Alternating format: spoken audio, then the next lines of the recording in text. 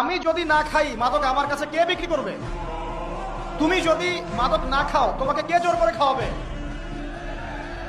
তুমি নিজে খাচ্ছ বলেই তো সরকার বিপাকে পড়ছে, প্রশাসনের হ্যারাস হচ্ছে, মাদক চোরাচালান কারবারি যারা করছে এরা লাইফ পেয়ে যাচ্ছে। তুমি খাচ্ছ কেন? যুবক ভাই, আপনি মাদক খাচ্ছেন কেন? আপনি খাচ্ছেন বলেই তো মাদক বিক্রি করতে পারছে।